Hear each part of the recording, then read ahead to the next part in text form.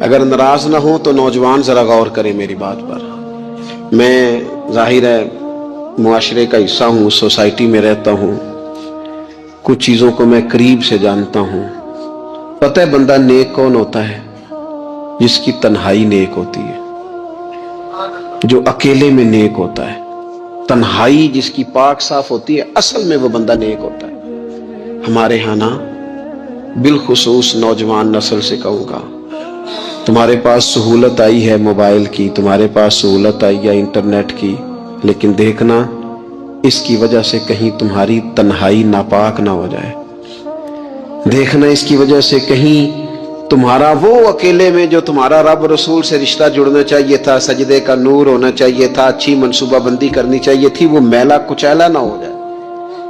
تنہائی جس بندے کی پاک ہوتی ہے وہ نیک ہوتا ہے. محفل میں تو ساری اچھی اچھی باتیں کرتے ہیں، محفل میں تو سارے لوگ ہی نیک ہوتے ہیں. یہ صحیح بخاری میں حدیث ہے، نبی اکرم صلی اللہ تعالی علیہ وسلم نے فرمایا، میں اپنی امت کے کچھ ایسے لوگوں کو جانتا ہوں جو قیامت کے دن تہامہ پہاڑ کے برابر نیکیاں لے کے آئیں گے.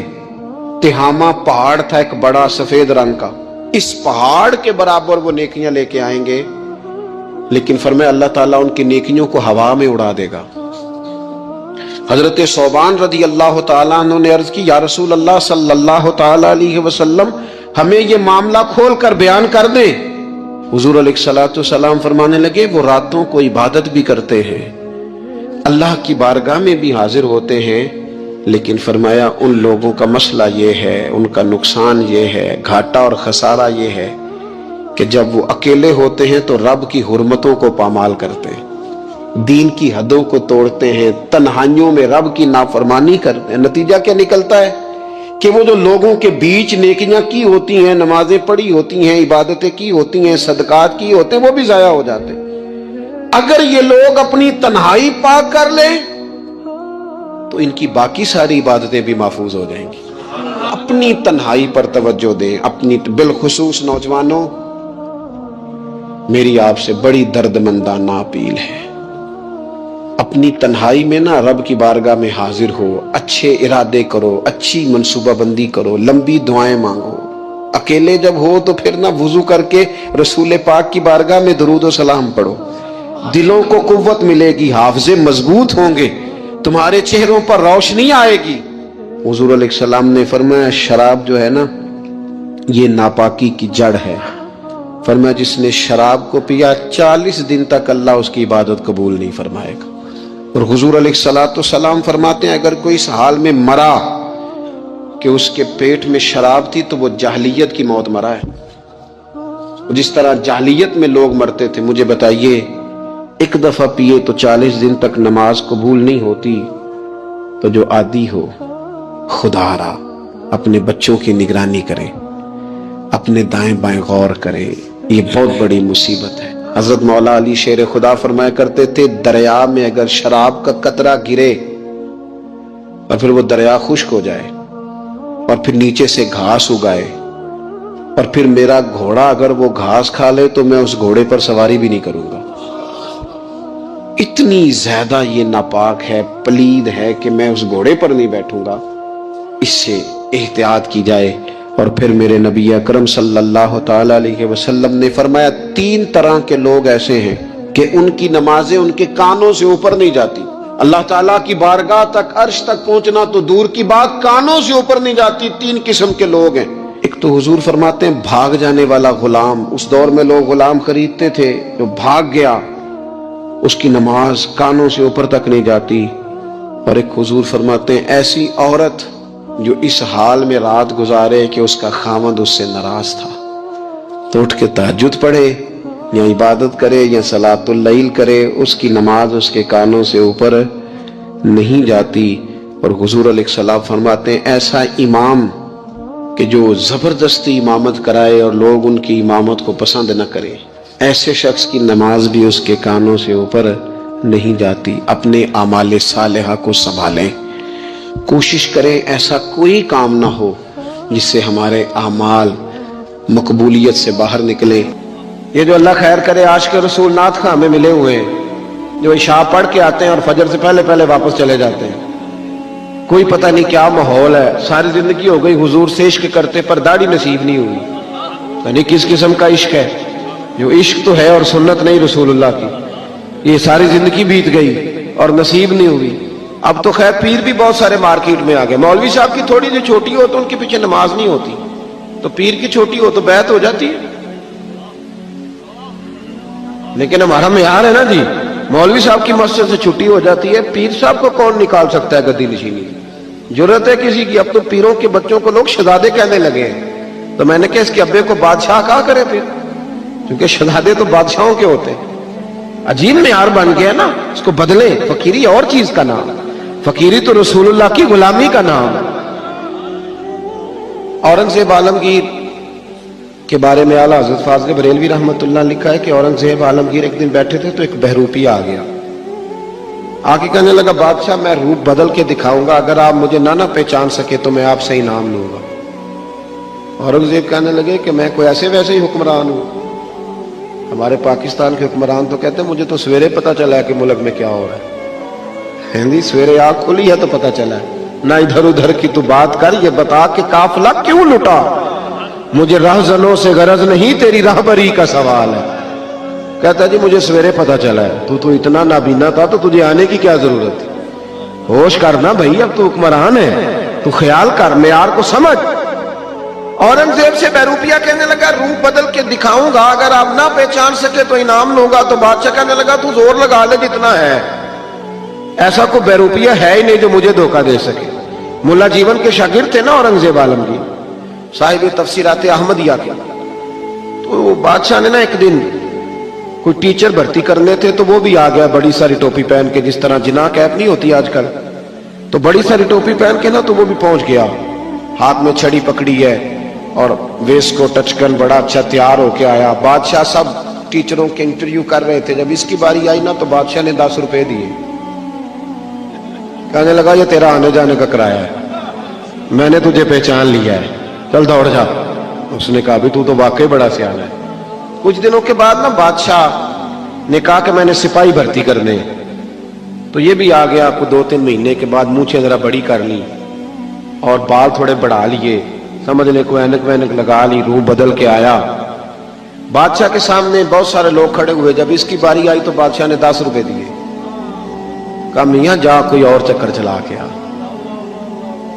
بادشاہ جب سفر پہ جایا کرتے تو فقیر آیا کرتے تھے مانگنے والے، 2-4 مہینے کے بعد بادشاہ نکلا سیر کے لیے جانا تھا تو فقیر آ گئے، اس نے بھی نا منہ پہ سیاہی مال لی، کپڑے پھاڑ لیے، ہاتھوں میں کاسا لے لیا۔ بادشاہ نے باقیوں کو 5-5 دیے، اس کی باری آئی تو 10 دیے، کہا میاں یہ تیرا کرایہ آنے جانے کا، میں نے تجھے پہچان لی۔ اعلیٰ حضرت رحمت اللہ لکھا ہے اس کو، 2 سال بیت گئے بہروپیے کو روپ بدلتے، لیکن جب بھی وہ روپ بدل کے آتا بادشاہ پہچان لیتا۔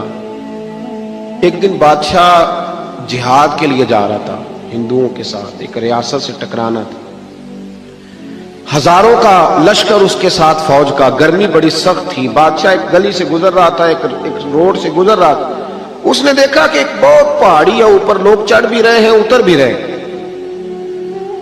اس کے دل میں خیال آیا کہ ادھر کیا ہے، ایک آدمی سے پوچھا یہاں کیا ہے، اس نے کہا جی وہاں نا اوپر ایک درویش بابا بیٹھے ہیں، لوگ اس سے دم کراتے ہیں، دعا کراتے ہیں، اللہ اللہ کراتے ہیں، نیک آدمی ہے۔ تو پرانے سارے لوگ اللہ والوں کو ماننے والے ہوتے ہیں۔ بادشاہ کہنے لگا میں بھی اچھے کام جا رہا ہوں، چلو میں بھی دعا کرا رہا ہوں۔ اب بادشاہ لوگ نازک مزاج ہوتے ہیں، آپ کو پتہ ہے، بڑی مشکل سے پہاڑی پہ چڑھا، اوپر گیا تو لائن لگی ہوئی تھی، کہا میں اورنگزیب، اس نے کہا جی ہمارا بابا امیر غریب کا فرق نہیں کرتا، ملنا ہے تو لائن میں لگ جاؤ۔ اورنگزیب لائن میں لگ گیا، 50 آدمی تھے، تھک گیا، دھوپ بڑی سخت تھی، نمبر آیا، اتحیات کی حالت میں بابا جی کے پاس بیٹھا، ہاتھ چومے، کہا حضور میں جہاد کے لیے جا رہا ہوں۔ بابا جی نے دعا کی، اچھا جبہ پہنا ہے، داڑھی رکھی ہے، پگڑی باندھی ہے، دعا کی، نصیحتیں فرمائی، اور پھر فرمایا آخر پہ کہ اگر تو جیت گیا تو تکبر نہ کرنا، ہار گیا تو مایوس نہ ہونا، یہ نصیحت کی۔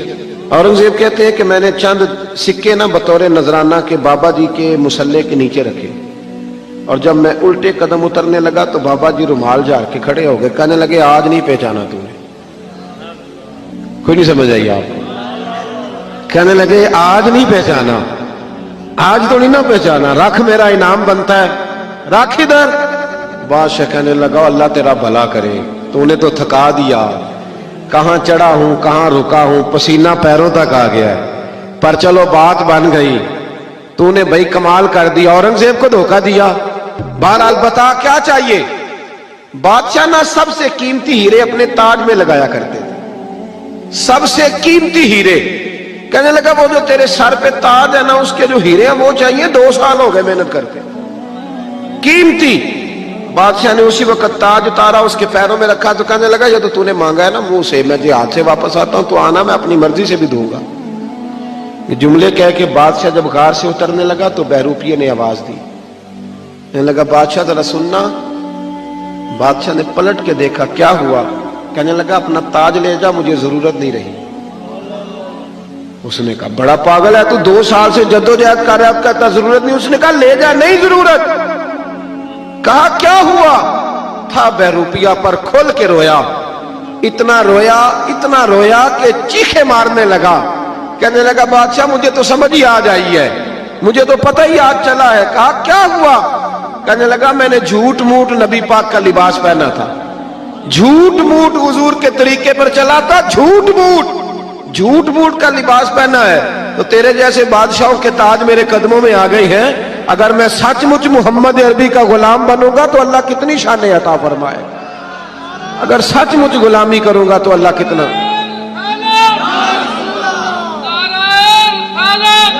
भाई यहां तो जिन्होंने झूठ मूठ नाम लिए उनकी मौजें लग गई, तो जो सचमुच करेंगे बताइए अल्लाह कितनी शान अता फरमाए।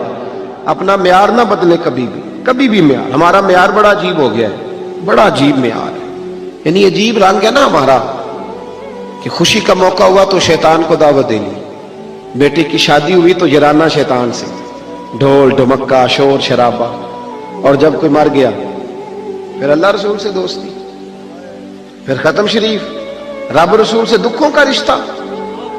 जब तुझे शौक आए और तेरे ऊपर नेमत हो तो फिर तू गैरों को दावत दे, या तो कर ना कर जुर्रत, फिर कोल वाले दिन भी बैंड बाजा बजा तेरा पता चले, फिर एक तरह का म्यार कर। दुनिया देखना, मैंने दुनिया रखनी है जी, मेरे लोग क्या कहेंगे, तो लोग तो किसी को अच्छा कहते ही नहीं। फिर क्या तू सारी दुनियादारी करके ठीक हो गया? सहाबा ने कोई म्यार नहीं बनाया, उन्हें पता था कि मुस्तफा से वफा करेंगे तो बचेंगे। इंसान का किसी चीज का आगाज करना ये भी एक मुश्किल काम होता है, लेकिन उसकी असल जिम्मेदारी तब शुरू होती है जब उसने उस काम को अच्छे तरीके से उसके अंजाम तक पहुंचाना हो। नेक आमाल करना बहुत बड़ी सादत है, और ई सादत बजोरे बाजू नेस्त ता न बख्शंदा खुदाए बख्शंद। नेक अमाल की सादतें बाजू की कुव्वत से नहीं मिलती, तभी मिलती हैं जब अल्लाह तौफीक अता करता है। नेक आमाल कर लेना भी बड़ा कमाल है, बड़ी हिम्मत है, अल्लाह की बड़ी तौफीक है, लेकिन फिर उन नेक आमाल को बर्बादी से बचा लेना ये उससे भी बड़ा कमाल है। नेक अमल करना बड़ा एजाज है, लेकिन उससे भी ज्यादा जरूरी ये है कि वो नेक अमल रब की बारगाह में कबूल हो, वो उसे कबूल भी करे। अगर तो वो कबूल कर ले फिर तो बड़ी बात है, और अगर वो कबूल ना करे माज़अल्लाह, तो फिर बड़ी मेहनतें बड़ी कोशिशें बाज़ौक़ात रायगां जाती हैं। कबूलियत शर्त है। वो कहा करते थे हजरत सादी के जिसे पिया चाहे सोई सुहागन, जिसे वो कह देना कि कबूल है, दरअसल उसी का कबूल है।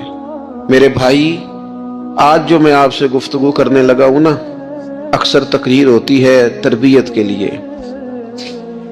उन लोगों के लिए जिनको तवज्जो दिलानी होती है कि नेक अमाल करें। आज मैंने तकरीर करनी है नेक लोगों के साथ। आज कुछ खिताब ना ان لوگوں کے ساتھ ہے جو نیکیاں کرتے ہیں بلکہ اگر ناراض نہ ہو تو نیک ہونے کا دعویٰ کرتے ہیں. ان سے نیکی بڑا اعزاز ہے، لیکن بعض اوقات لوگ نیکی کر کے نا، محنت کر کے، کوشش کر کے اسے ضائع کر لیتے ہیں. کچھ باتیں آپ کی خدمت میں کتاب و سنت سے عرض کرنی ہے کہ نیکیاں کی جائیں، پھر ان کو سنبھالا جائے، ضائع ہونے سے بچایا جائے. یہ سرمایہ ہے آخرت کا. لیکن اگر یہ ضائع ہو جائے، جو آدمی محنت کر کے، کوشش کر کے پیسے کماتا ہے نا، جد و جہد کر کے، وہ 1 روپیہ بھی پھر ضائع نہیں ہونے دیتا. وہ کہتا ہے میری جمع پونجی ہے، میں نے مشقت بڑی کی ہے، کیسے ضائع ہونے دوں. وہ احساس کرتا ہے، 100 دفعہ سوچتا ہے. جن لوگوں نے محنت کر کے نیکیاں کی ہیں، وہ سب سے پہلے تو اپنے ذہن میں یہ بات بٹھائیں کہ جب بھی نیکی کرے نا، ساتھ اس کے قبول ہونے کی فکر بھی کریں. حضرت ابراہیم اللہ تعالیٰ کے وہ پیغمبر ہیں جنہیں رب کہتا ہے یہ نرے نبی نہیں، یہ میرے خلیل بھی ہیں. وَاتَّخَذَ اللَّهُ إِبْرَاهِيمَ خَلِيلًا، میں نے ابراہیم کو اپنا دوست بنایا ہے. اور پھر حضرت ابراہیم کے جو صاحبزادے ہیں نا جناب اسماعیل، وہ نرے نبی نہیں، وہ ساتھ ذبیح اللہ بھی ہے. نبوت کی شان ہی بڑی وراء الورا ہے، لیکن ساتھ اللہ کی بارگاہ میں قربانی دینے والے دونوں نبی اور رسول ہو کر، پیغمبر ہو کر، خدا کے محبوب ہو کر، معصوم عن الخطا ہو کر اللہ کا گھر بناتے ہیں بیت اللہ. حضرت سیدنا اسماعیل علیہ السلام اینٹیں اٹھا اٹھا کے لاتے ہیں، جناب ابراہیم علیہ السلام ان اینٹوں کو لگاتے ہیں، کعبے کی دیواریں بلند ہو رہی ہیں. پر رب فرماتا ہے نبی ہو کے کام کر رہے ہیں، محبوب ہو کے کام کر رہے ہیں. لیکن بارگاہ چونکہ بہت بڑی ہے، مالک کی شان بہت بڑی ہے، اور چونکہ وہ بے نیاز ہے، بے پرواہ نال یاری لا کے پیندے نی دکھ سہنے. چونکہ وہ بے نیاز ہے، بے پرواہ ہے، نبی، پیغمبر، رسول، محبوب، خلیل، ذبیح ہو کر جب اس کریم کی بارگاہ میں خدمت کر رہے ہیں نا اس کے گھر کی، تو وَإِذْ يَرْفَعُ إِبْرَاهِيمُ الْقَوَاعِدَ مِنَ الْبَيْتِ وَإِسْمَاعِيلُ، رب فرماتا ہے جب ابراہیم اور اسماعیل بیت اللہ کی دیواریں بلند کر رہے تھے نا، کعبہ بنا رہے تھے، تو ساتھ ساتھ پتہ کیا کہتے تھے؟ ربنا تقبل منا، یا اللہ ہم سے قبول بھی فرما لے. مالک یہ ڈیوٹی نہ قبول کر لے. انک انت السمیع العلیم، بے شک تو سننے والا بھی ہے اور جاننے والا بھی. اللہ اسے قبول کر لے، نبی ہو کے، رسول ہو کے، پیغمبر ہو کے، قبولیت کا خیال. اور میرے سنگیو، شرط تو یہ ہے نا کہ وہ قبول بھی کرے. میرے رسول کریم صلی اللہ تعالی علیہ وسلم نے ہماری تربیت کی. حضور محبوب ہیں، اور اس طرح کے محبوب ہیں کہ وَلَسَوْفَ يُؤْتِيكَ رَبُّكَ فَتَرْضَىٰ، رب کہتا ہے محبوب تجھے اتنا دوں گا تو اپنے رب سے راضی ہو جائے گا. حضرت عائشہ صدیقہ رضی اللہ تعالی عنہا عرض کرتی ہیں یا رسول اللہ صلی اللہ تعالی علیہ وسلم، میں دیکھتی ہوں آپ کا رب آپ کی بات ماننے میں جلدی فرماتا ہے، آپ کی بات قبول کرنے میں جلدی کرتا ہے، اللہ تعالیٰ آپ کی رضا چاہتا ہے. لیکن نبی پاک صلی اللہ تعالی علیہ وسلم نے ہماری تربیت کے لیے کیا کہا؟ حضور دعا مانگتے، حضور دعا مانگتے، کریم محبوب دعا مانگتے. عمل کرنا اور پھر بتانا اللہ کا فضل ہے جی، اتنی نمازیں پڑھتا ہوں، شکر ہے جی، اتنی سخاوت کرتا ہوں، بڑی بات ہے جی، فلانی جگہ بھی میرا تعاون حاصل ہے، فلان جگہ بھی میں خدمات پیش کرتا ہوں. لیکن میرے دوستو، رسول خدا صلی اللہ تعالی علیہ وسلم دعا مانگتے، ابن ماجہ میں موجود ہے، کہتے اللہم انی اسألک، اے اللہ میں تیرا محبوب ہو کے تجھ سے سوال کرتا ہوں، میں تیری بارگاہ کا سوالی ہوں. کس بات کا؟ علما نافعا، علم دینا پر نفع والا دینا. مالک جب تو علم عطا کرے تو وہ والا دینا جو نفع بخش ہو، جو فائدہ مند ہو. محبوب دعا مانگتے ہیں اللہ نفع والا علم عطا فرما وعملا متقبلا، اور اے کائنات کے رب میں تیرا محبوب ہو کے تجھ سے سوال کرتا ہوں وہ والا عمل کرنے کی توفیق دینا جسے تو قبول فرما لے، جو تیری بارگاہ میں قبول ہو جائے۔ یہ تعلیم امت کے لیے، کہیں ایسا نہ ہو لوگ عمل کریں اور ان کا عمل اس کی بارگاہ میں قبول نہ ہو۔ اللہم انی اسألک علما نافعا وعملا متقبلا، میں سوال کرتا ہوں تجھ سے کہ علم نفع والا دینا، عمل قبولیت والا دینا، ورزقا طیبا، مالک رزق ضرور عطا فرما پر دینا پاکیزہ، طیب طاہر صاف ستھرا، اپنی زندگی میں اپنے اعمال کی قبولیت کی فکر کرنا۔ حضرت امیر المومنین فاروق اعظم رضی اللہ تعالیٰ عنہ عید کا دن تھا تو رونے لگ گئے۔ میں بڑا حیران ہوتا ہوں کبھی کبھی کہ دنیا میں تو مشہور یہ ہے کہ عمر جلالی بڑے، کتابوں میں تو یہ لکھا ہے کہ ان کا جلال تھا، زمین پہ درہ مارتے تھے تو وہ زلزلہ ختم ہو جاتا تھا، لیکن کبھی پلٹ کے ان کی زندگی پڑھو تو اتنا رویا بھی کوئی نہیں جتنا حضرت عمر روئے۔ عاشق دا کام بھی تے رونا توڑا، اے بینو رویوں نہیں منظوری، عاشق سدا ہی روندا رہندا ہے پاویں وصل ہوئے پاویں دوری۔ گھر میں رو رہے تھے، عید والا دن تھا، گھر والی کہنے لگی آپ کوئی موقع نہیں دیکھتے، خوشی کا مقام ہے اور آپ ہی بتاتے ہیں کہ خوشی کے موقع پر خوشی کی بات ہونی چاہیے، آپ رونے لگ گئے۔ فرمانے لگے بھلی مانس تو ٹھیک کہتی ہے، آج عید ہے، پر عید تو اس کی ہے نا جس کے نماز روزے مالک نے قبول کر لیے، جس کو وہ کہہ دے تیری تراویحیں قبول ہیں، جسے وہ کہہ دے تیرا قرآن پڑھنا سننا قبول ہے، جسے وہ کہہ دے تیری سحری افطاری قبول ہے، اس کی عید ہے۔ لیکن مجھے تو ابھی پتہ ہی نہیں چلا کہ میری یہ چیزیں اس کی بارگاہ عالی مرتبت میں قبول بھی ہیں کہ نہیں۔ قبولیت کی فکر کرنا، قبولیت کا خیال کرنا، قبولیت کی بات کرنا۔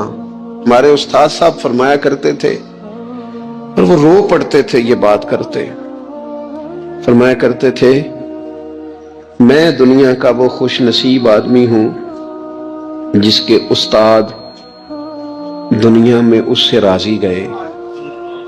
فرماتے تھے میں وہ خوش بخت آدمی ہوں جس کے مرشد دنیا سے جب گئے تو مجھ سے راضی گئے، اور کہنے لگے میں خوش نصیب آدمی ہوں جس کے والد دنیا سے گئے تو دعائیں دیتے گئے، اور میں وہ خوش بخت آدمی ہوں کہ ماں جب جا رہی تھی تو میں اس کے پیروں میں بیٹھا تھا، میں وہ خوش نصیب ہوں۔ فرماتے تھے اماں جب دنیا سے تشریف لے گئی تو مجھ سے راضی تھی، فرماتے ہیں مجھے لگتا ہے، مجھے کرم پر امید ہے کہ رب رسول بھی مجھ سے راضی ہو جائیں گے، مجھے لگتا ہے یہ جو قبولیت ہے نا، قبولیت کہ وہ قبول کر لے، وہ قبول کر لے تو پھر تو بڑی بات ہے، لیکن اگر قبولیت نہیں تو پھر تو بھئی بڑے لوگ ہیں، بڑی باتیں ہیں، بڑے اعمال۔ اپنی زندگی میں کوشش کریں کہ ایسے اعمال کیے جائیں، ایسے کاموں کو کیا جائے جن سے نا وہ قبول کر لے، کچھ چیزیں وہ قبول کر لیتا ہے۔ اچھی نیت میں لپیٹ کر عمل کیا جائے تو قبول ہے، اور عمل کر کے نا پھر اس سے ڈرا جائے تو پھر قبول ہے، پھر خوف کیا جائے کہ چونکہ بارگاہ بڑی ہے تو پھر قبول ہے۔ حضرت سعدی رحمت اللہ نے لکھا ہے کہ ایک درویش کہتا ہے کہ میں نے دیکھا کہ کعبے کا میں طواف کرنے گیا تو رات کے وقت ایک شخص پتھر پہ سر رکھ کے روتا ہے اور کہتا ہے مالک مہربانی کرنا، میں نے 40 سال تیری ڈیوٹی کی ہے، میری کو 2-4 دن کی قبول کر لینا، میں نے 40 سال تیری نوکری کی، قبول فرما لینا، قیامت میں رسوا نہ کرنا۔ وہ شخص کہتے, بزرگ کہتے, میں سمجھا آپ کو بڑا گناہگار ہے, تو میں جا کے اسے تسلی دیتا ہوں, میں کہتا ہوں کوئی نہیں فکر نہ کر, اللہ بڑا کریم ہے, کوئی بڑا گناہگار ہے, رو رہا ہے. کہتے ہیں جب میں قریب گیا اور میرے قدموں کی آہٹ اس بزرگ کے کانوں تک گئی اور انہوں نے سر اٹھایا تو میں تو تڑپ گیا. یہ تو بغداد کے پیر غوث اعظم جیلانی ہے. اب دیکھو نا, راتی ساری کر کر زاری نیند اکھاں کی توندے تے فجرے اوہی گناہگار کہاون سب تو نیویں ہوندے. کہ میں نے 40 سال کی ہے تیری ڈیوٹی, تیرے دین کی نوکری, کو 2-4 دن کی, چل زیادہ نہیں, تو اسے قبول کر لینا تاکہ بات بن جائے. قبولیت کا خوف, قبولیت ہو جائے تو اچھی نیتیں, اچھے ارادوں کے ساتھ نیک اعمال, اور کچھ چیزوں سے بچا جائے, کچھ چیزوں سے بچا جائے تاکہ نیکیاں ضائع نہ ہو جائیں, بچا جائے. ایک تو اگر زبان بے قابو ہو نا, لفظ اگر آوارہ ہو, جملے اپنی مرضی کے نکلیں تو پھر نیکیاں ضائع ہو جاتی. اگر بہت بولنے کی عادت ہو اور جو مرضی کہہ دینے کی عادت ہو اور اپنے غصے پر کنٹرول کا مزاج نہ ہو تو پھر نیکیاں برباد ہو جاتی. کچھ لوگ ایسے ہوتے ہیں جو بڑے بہترین کام والے ہوتے ہیں لیکن ان کی زبان سے ڈر آتا ہے, ان کے جملوں سے خوف آتا ہے, ان سے محبت کا رشتہ ہوتا ہے, تعلق ہوتا ہے, لیکن ان کے ساتھ گزارا نہیں ہوتا, اس لیے کہ وہ نیک بھی ہیں, نمازی بھی ہیں, حاجی بھی ہیں, پرہیزگار بھی ہیں, لیکن زبان سے تیر برساتے. ان کے جملے نہیں ہوتے, ان کے نشتر ہوتے ہیں جو دلوں کو گھائل کرتے. ایسا آدمی اپنی نیکیاں ضائع کر بیٹھتا ہے. بڑے بڑے جملے بولنا مسلم شریف میں موجود ہے. نبی اکرم صلی اللہ تعالی علیہ وسلم نے فرمایا, ایک شخص نے قسم اٹھا کے کہا تھا اللہ فلانے کو معاف نہیں کرے گا, تو فرماتے ہیں رب کریم نے فرمایا یہ کون ہے جو میرے اوپر قسمیں اٹھاتا ہے, اسے جا کے کہہ دو. وہ بظاہر جسے گناہگار سمجھ کے تو نے کہا تھا نا اللہ اسے معاف نہیں کرے گا, جا اسے کہہ دو میں نے اسے معاف کر دیا ہے. اور یہ جو تو حاجی نمازی نیک پرہیزگار بنا پھرتا تھا اور قسمیں اٹھاتا تھا رب فلانے کو معاف نہیں کرے گا, اسے کہو تیرے سارے عمل برباد کر دیے, نئے سرے سے عمل کرنا شروع کر, تیری ساری پچھلی نیکیاں ضائع کر دی. تو کون ہوتا ہے قسمیں اٹھا کے کہنے والا, زبان کو کنٹرول نہ رکھنے والا میرے بندوں کے بارے میں؟ اور ٹھیک ہے آپ داڑھی والے ہیں, ٹھیک ہے آپ پگڑی والے ہیں, ٹھیک ہے آپ مسواک کرتے ہیں, ٹھیک ہے آپ نماز پڑھتے ہیں, لیکن علم پڑھے دا مان نہ کریے مت آکھی میں پڑھیا, او تے جبار کہار کہاوے متے روڑ دیوی دودھ کڑیا. آپ نیک ہیں تو اس کا مطلب ہے آپ کو جس کو مرضی گناہگاری کا آپ سرٹیفکیٹ جاری کرتے پھریں گے. آپ نمازی ہیں تو آپ باہر نکل کے جنت کی ٹکٹیں بانٹیں گے. آپ سخی ہیں تو آپ کہتے پھریں گے فلانا دیتا کچھ نہیں, فلانا بانٹتا کچھ نہیں. کس نے اختیار دیا؟ اللہ کے بندوں پر جرت کا اختیار کس نے دیا؟ وہ جی فلانا اگر بخشا گیا تو میں بھی بخشا جاؤں گا, یہ بات کرنے کی اجازت کس نے دی؟ فلاں قوم اگر جنت میں چلی گئی تو پھر ہم نہیں روکے جائیں گے. اتنی بڑی جرت, اتنی بڑی بات. تو کون ہوتا ہے رب کی جنت اور کے بارے میں فیصلے کرنے والا؟ ایک ذات ہے جو کسی کے لیے جنت کا فیصلہ کرتی ہے اور کسی کو دوزخ کی سزا سناتی ہے, وہ مدینے والے رسول کی ذات ہے. باقی کسی کو یہ حق حاصل نہیں ہے کہ وہ کسی کے بارے میں یہ فیصلہ کرے کہ اللہ اسے معاف نہیں کرے گا. تو کون ہوتا ہے؟ تیری حیثیت کیا ہے؟ وہ پیر ہو, وہ مولوی ہو, وہ مفتی ہو, وہ کوئی بھی ہو, رب سب پر کرم فرمانے والا ہے. کسی کو اجازت نہیں کسی کے بارے میں یہ ڈگری جاری کرنے کی, کسی کو اجازت نہیں. لہذا یہ کمزور باتیں کرنا, یہ کچی باتیں کرنا اور جناب نیکی کر کے تو پھر بڑے بڑے بول بولنا کس نے اجازت دی؟ میں ممبر پہ بیٹھا ہوں اور مجھے سالوں بیت گئے تبلیغ کا کام کرتے. میں ایسے لوگوں کو جانتا ہوں جن کا بالکل نام نہیں آتا لیکن انہوں نے اپنی زندگی میں کروڑوں روپے راہ خدا میں خرچ کیے. ان کا کہیں ذکر نہیں, کہیں انہوں نے تذکرہ نہیں کیا, لیکن وہ ہر روز رات کو اٹھ کے تہجد پڑھتے. انہوں نے کبھی کسی کو نہیں بتایا، لیکن جب وہ اپنی تسبیح نکالتے ہیں تو انہیں توفیق دیتا ہے کائنات کا مالک کہ پڑھ میرے رسول پہ درود پاک، اور وہ لاکھوں کی تعداد میں پڑھ گزرتے ہیں، انہیں توفیق دی ہے رب نے، لیکن انہیں اپنی زبان سے یہ باتیں کبھی بیان نہیں کی۔ میں جانتا ہوں ایسے لوگوں کو میرے عزیزوں، اپنی زندگی میں بڑا بول نہیں۔ ایک بڑی نیک خاتون ہے، پاک باز ہیں، حضور علیہ السلام کی بارگاہ میں حاضر ہیں، تو انہوں نے صرف اتنا لفظ کہہ دیا کہ یہ فلانی بی بی کا قد چھوٹا ہے، حالانکہ یہ کوئی بڑی بات نہیں، لوگ کہہ دیتے ہیں۔ اور ہمارے ہاں تو جب کوئی تنقید کرنے پہ آتا ہے تو جو من میں آتا ہے کہہ دیتا ہے، یہ جی اس بی بی کا قد چھوٹا ہے، اتنے لفظ کہہ دیے۔ تو نبی اکرم صلی اللہ تعالی علیہ وسلم نے فرمایا، یہ جو تم نے بات کی ہے نا، اگر تمہارے یہ جملے میں میٹھے پانی والے سمندر میں ڈال دوں تو وہ سمندر کڑوا ہو جائے گا۔ تم نے کسی پر تنقید کی، کسی کے قد پر اعتراض کیا،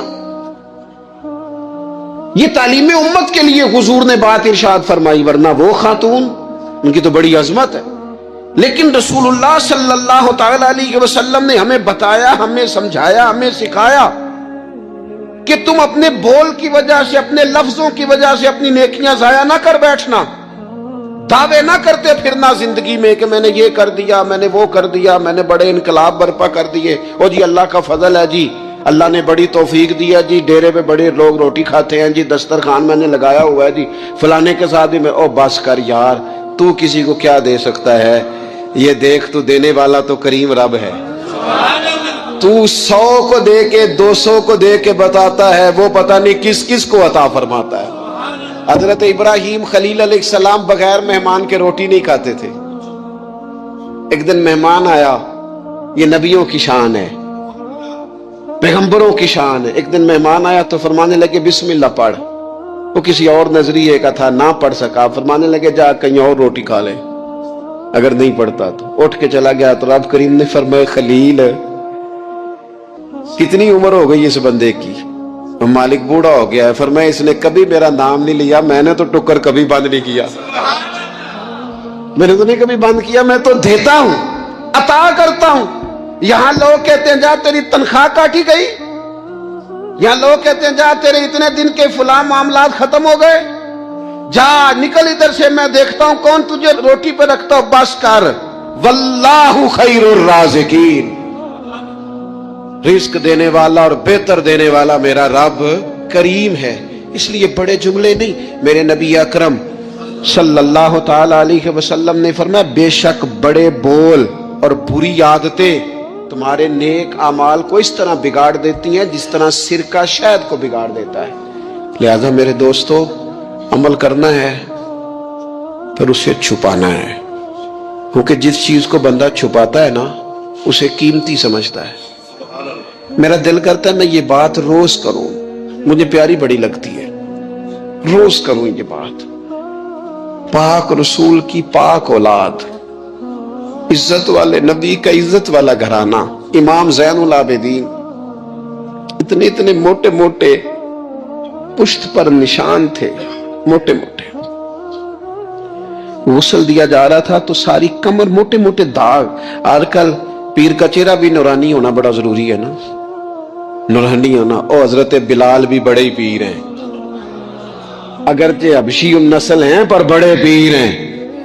لہذا یہ کچھ چیزیں ایسی ہیں جو لوگوں نے اپنی مرضی سے طے کر لی ہیں، اس میں شک نہیں کہ حضور نے فرمایا ہے کہ جسے دیکھ کے رب یاد آئے وہ اللہ کا ولی ہے، لیکن صرف گورے رنگ دیکھ کے رب یاد نہیں آتا، رنگ سانولا بھی ہو پر رب کے انوار برس رہے ہوں تو رب یاد آ ہی جاتا ہے۔ تو میرے دوست یہ ذرا بات کو سمجھنا اور اسے یاد رکھنا، اتنے اتنے موٹے پشت پر نشان، غسل دیا جا رہا ہے۔ لوگوں نے بیٹے سے پوچھا یہ حضرت صاحب کو کیا ہے؟ تو والد وہاں آرام فرما ہے جہاں غسل دیا جا رہا ہے۔ تو امام باقر رو پڑے، کہنے لگے میرے ابا جی نا اپنی پشت پر تھیلے رکھ کے نا اناج کے، کس کی بات کر رہا ہوں؟ حسین ابن علی کے بیٹے، کربلا میں بچنے والے میرے امام کے ایک صاحبزادے، پشت پر بوریاں رکھ کے غریبوں کے گھروں میں پہنچا کے آتے۔ وہ صاحبزادہ صاحب آپ کہاں ہوتے تھے؟ فرماتے میں کہتا تھا میں نہ دے آؤں، फरमाते थे नहीं, अगर तू देने जाएगा तो उस गरीब का मुझे नाम भी बताना पड़ेगा जिसको मैं लंगर देता हूं। ये मेरा और मेरे रब का राज है। मैं उस माड़े बंदे को रुसवा कर दूं जिसकी सिर्फ बेटियां ही बेटियां, उसे रुसवा कर दूं जो बेचारा। फरमाया वो मुझे बताते नहीं थे, बुढ़ापे तक पुश्त पर बोझ रख के उन्होंने नबी पाक की उम्मत के घरों तक पहुंचाया है। मेरे अस्सा फरमाया करते थे किसी की बेटी की शादी करानी है फिर खुद नहीं शादी पे जाना। हुजूर क्यों? फरमाने लगे बच्ची का बाप तो मौसम के पीछे ही भागता रहेगा, खुद ना जाना, बस ठीक है पीछे पीछे रहना, सामने ना आना, पीछे। मेरे दोस्त कभी भी कोई बड़ा बोल नहीं, इससे नेकियां। और फिर एक और बात, दिल अगर साफ ना हो तो भी मालक नेकियां कबूल नहीं करता। पाक होवे ते पाक ही मिलदा ही, ते बिना पाकों पाक नहीं मिलदा। ऐ सारे वजूद दे धोण दे नालों इक्को धोला टुकड़ा दिल दा। ये जो पाकीज़गी है ना दिल की, ये ना हो तब भी नेक अमाल उसकी बारगाह में कबूल नहीं होते। नेक अमाल की कबूलियत के लिए दिल का साफ होना, कुशादा होना, खुला होना, यह भी जरूरी है। दिल में बोझ हो, अदावत हो, असद हो, लोगों के लिए कीना भरा हुआ हो और अमाल कबूल हो जाए ना। उस करीम के कुछ फैसले हैं, वो अमाल की कबूलियत के आदाब बताता है। वो कहते हैं मेरी मर्जी से करोगे तो मैं कबूल करूंगा। हदीस पाक आपको सही मुस्लिम में मिलेगी। नबी पाक सल्लल्लाहु ताला अलैहि वसल्लम फरमाते सोमवार और जुमेरात वाले दिन लोगों के आमाल अल्लाह की बारगाह में पेश किए जाते। दो मुसलमानों के, दो भाइयों के आमाल रब की बारगाह में पेश किए जाते हैं। आमाल हैं, नेक अमाल है, नेकी है, नमाज है, रोजा है, हज है, ज़कात है, सदकात है। वो नेक अमाल अल्लाह की बारगाह में जुमेरात और पीर को पेश किए जाते हैं। रब करीम फरमाते ठहर जो जरा, इनके अमाल को रोक दो। या अल्लाह क्यों? फरमाए इसलिए कि इनके आपस में ना दिलों में नफरत है, घुटन है, अदावत है। इनको जरा मोहलत दो, ये पहले सुलह कर लें फिर इनके अमाल भी कबूल कर लेंगे। कि ना अदावतें पाली हुई हैं, अपने दिलों के अंदर घुटन पैदा की हुई। इख्तलाफ कहां नहीं होता, लेकिन नफरतें पैदा कर लेना। क्या जुर्म किया है भाई ने, कौन सा कुफ्र कर बैठे हैं रिश्तेदार, कौन सी ऐसी बात निकल गई है जो जिंदगी के नाते तोड़ के बैठ गए हम। रब कहता है नहीं कबूल होंगे अभी इसके अमाल, रोक दो जब तक ये आपस में सुलह न कर ले। मस्जिद में भी पाबंदी से आओ, फजर की जमात भी नहीं छूटनी चाहिए, जुमे वाले दिन भी वक्त पे आओ।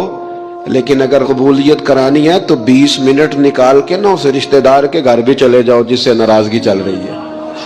थोड़ा सा ना उधर भी एक चक्कर लगाओ, इसलिए कि वो कहते हैं कबूल ही तब करना है, पहले ये वाला काम कर। लेकिन अंदर अदावत से भरा हुआ हो, सीना भूख से भरा हुआ हो, तो फिर उसकी रोशनी में जो अमाल किए जाएं वो कबूल नहीं होते। कुरान मजीद फुरकान हमीद ने एक और वजह भी बयान की है, फरमाया नहीं कबूल करेंगे।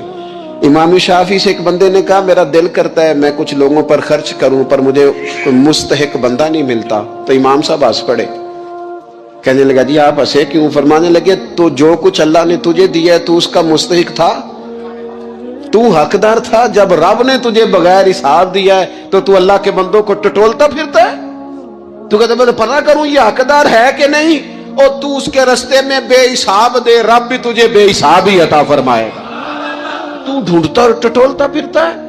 कुरान मजीद ने कहा बड़े बड़े सदके देने वालों, खैरात करने वालों, अल्लाह के रास्ते में खर्च करने वालों, एक बात का ख्याल रखना, तुमने दिया बंदे को है पर दिया है अल्लाह की राह में, अल्लाह की रिजा के लिए। या अय्युहल्लज़ीना आमनू ला तुबतिलू सदकातिकुम बिलमन्नि वल अज़ा।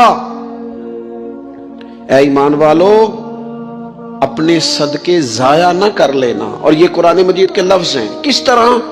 बिलमन्नी वल अज़ा, फरमाया एहसान जतलाकर और तकलीफ देकर अपने सदकात जाया न कर लेना, अपनी ज़कात जाया न कर लेना। اپنے فطرانے ضائع نہ کر لینا. بالمن والعذا، یہ جو دو جملے ہیں قرآن مجید کے، یہ اس عنوان پر حرف آخر ہیں. جب بندہ کسی کو احسان جتلا دیتا ہے تو تکلیف خود بخود ہو جاتی ہے. بالمن والعذا، تم نہ احسان جتلا کر، والعذا اور تکلیف دے کر اپنے صدقات کو ضائع نہ کر لینا، احسان نہ جتلانا. تمہارے صدر الشریعہ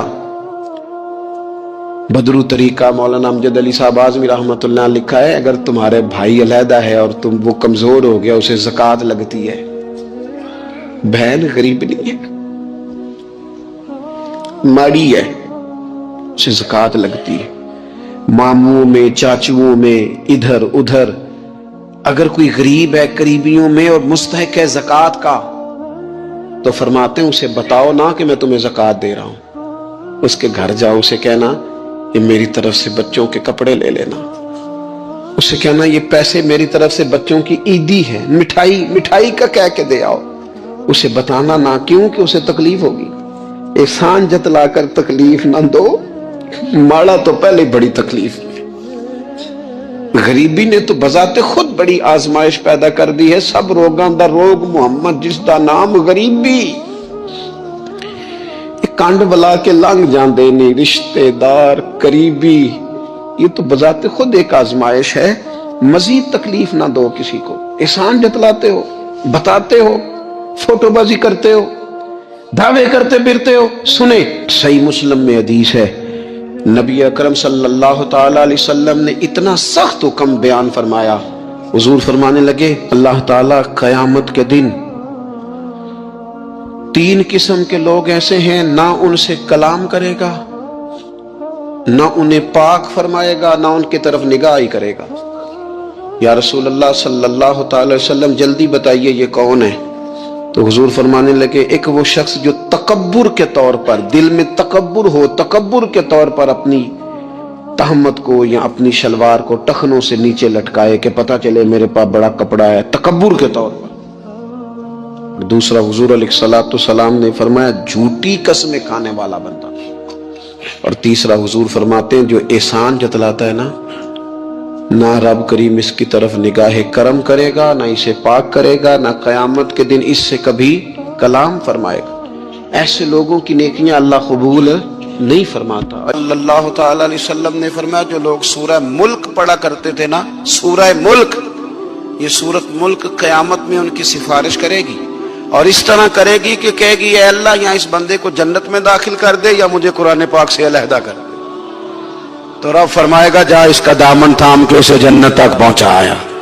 آپ بات کو سمجھیں، جب آپ کے تعلقات اپنے معاملات کے ساتھ مضبوط ہوں گے، یہ نبی کریم نے وعدہ کیا ہے کہ تو سورت واقعہ پڑھ تیرے گھر میں فاقہ نہیں آئے.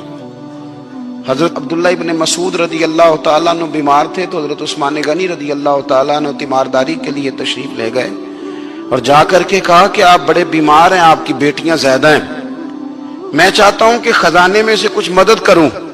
تو سیدنا عبداللہ ابن مسعود رضی اللہ تعالیٰ عنہ اٹھ کے بیٹھ گئے اور کہنے لگے امیر المومنین اللہ آپ کو میری طرف سے، میری بیٹیوں کی طرف سے بہتر صلہ دے. میری بیٹیوں کو کسی خزانے کی ضرورت نہیں، میں نے انہیں خزانہ دے دیا ہے. کہا جناب آپ نے کون سا خزانہ دیا ہے، میں آپ کے مالی معاملات کو جانتا ہوں. تو فرمانے لگے امیر المومنین میرے نبی کریم نے فرمایا ہے جو سورت واقعہ پڑھے اسے کبھی فاقہ نہیں آتا. میں نے بیٹیوں کو یاد کرا دی ہے، یہ خزانہ میں نے انہیں دے دیا ہے. وہ سارے والدین سنیں جو بیٹیوں کے لیے پریشان رہتے.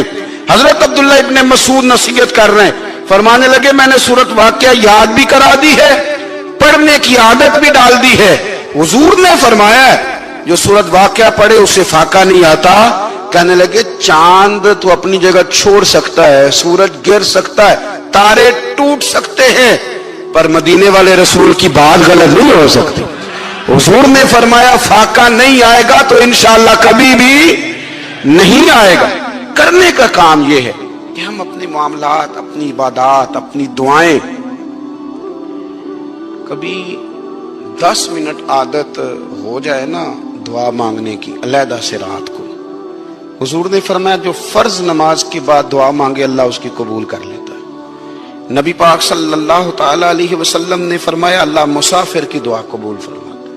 حضور نے فرمایا اللہ مظلوم کی دعا قبول فرماتا ہے۔ حضور نے فرمایا بیمار سے دعا کراؤ اللہ اس کی دعا قبول فرماتا ہے۔ میرے نبی پاک نے فرمایا ماں باپ جب بھی اولاد کے لیے ہاتھ اٹھائیں، ویسے تے بلے شاہ تو آسمانی اڈ دیا ہی پھڑ دیں، جڑا گھر بیٹھا انہوں پڑھیا ہی نہیں۔ حضور فرمانے لگے ماں باپ جب بھی اولاد کے لیے دعا فرمائیں اللہ ان کی دعا کو قبول کرتا ہے۔ آپ اپنا تعلق بنائیں دعا کے ساتھ، عبادت کے ساتھ، مصلی کے ساتھ رشتہ بنائیں، استغفار پڑھیں۔ صلاح الدین ایوبی صلیبی جنگوں میں تھے، رات کو مسجد اقصی میں نماز پڑھی تو پریشان تھے۔ ایک بزرگ سے ملاقات ہوئی تو وہ کہنے لگے کہ آپ بڑے پریشان ہیں۔ کہنے لگے حضور پریشان اس لیے ہوں کہ پہلے ہی مسلمان کمزور ہے، اب میں نے سنا ہے دشمن کا ایک بحری بیڑا وہ جنگی سامان سے بھرا ہوا آ رہا ہے، تو اب ان کے پاس اور تلواریں اور نیزے آ جائیں گے، مسلمانوں کے پاس پہلے ہی وسائل کی کمی ہے، پریشان ہو کس طرح کر کے مقابلہ کریں گے۔ یہ بات کہتے ہی صلاح الدین ایوبی نے بزرگوں سے کہا حضور آپ بھی دعا کرنا، دعا کی بڑی طاقت ہے۔ میرے نبی پاک نے فرمایا دعا مومن کا ہتھیار ہے، دعا مومن کا حضور نے فرمایا تقدیر کو سوائے دعا کے کوئی چیز نہیں بدل سکتی۔ دعا مومن کا ہتھیار ہے، یہ کافر کے پاس کوئی نہیں، یہ ہتھیار ہے مومن کا۔ اللہ کرے آپ کو سمجھ آئے، پھر سنیں، کئی بار کہہ چکا ہوں یہ ہتھیار ہے۔ کافر کے مقابلے میں جو تیرے پاس سب سے بڑا ہتھیار ہے وہ دعا ہے۔ دعائیں کرانی چھوڑ دی، کرنی چھوڑ دی، لینی چھوڑ دی۔ حضرت سیدنا انس بن مالک رضی اللہ تعالیٰ عنہ فرمایا کرتے تھے میں نے وہ رنگ دیکھا ہے جب حضور دعا مانگتے تھے اور حضور کی مقدس آنکھوں میں آنسو بھی ساتھ ہی بہا کرتے تھے، میں نے وہ انداز دیکھا ہے۔ تو صلاح الدین ایوبی بزرگ سے کہنے لگے آپ بھی دعا کیجیے، اور خود رونے لگے اور سر سجدے میں رکھ کے رونے لگے، اور عشاء سے لے کر فجر تک روئے، خوب روئے۔ صبح وہ بزرگ آئے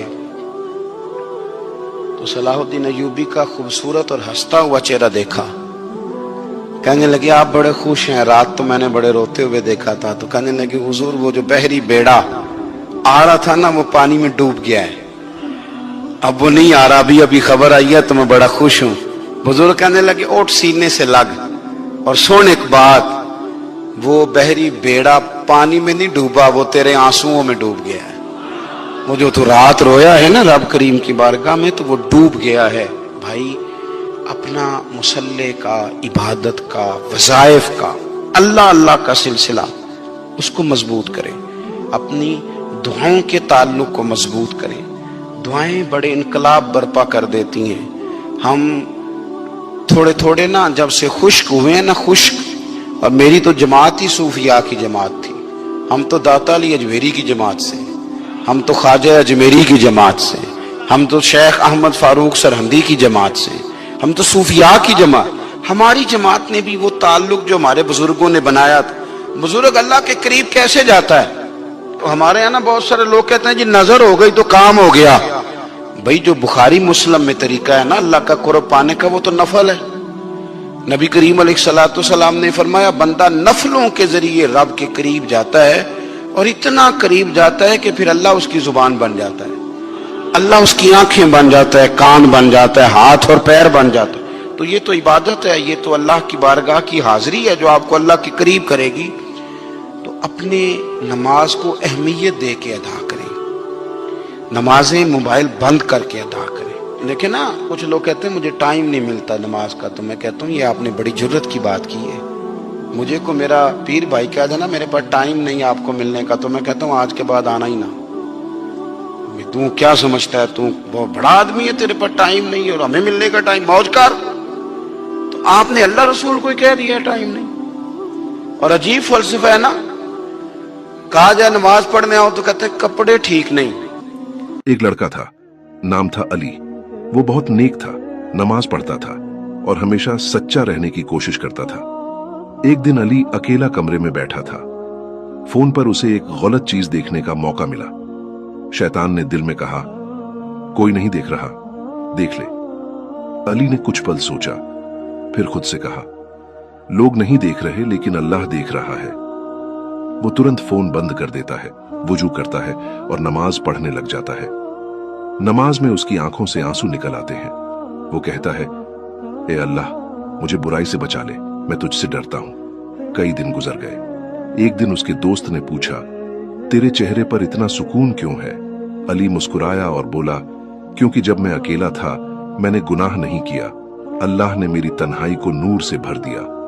हदीस, रसूलुल्लाह ने फरमाया, जो तन्हाई में अल्लाह को याद करे और उसकी आंखों से आंसू निकल आए, अल्लाह उसे अपने अर्श के साये में जगह देगा।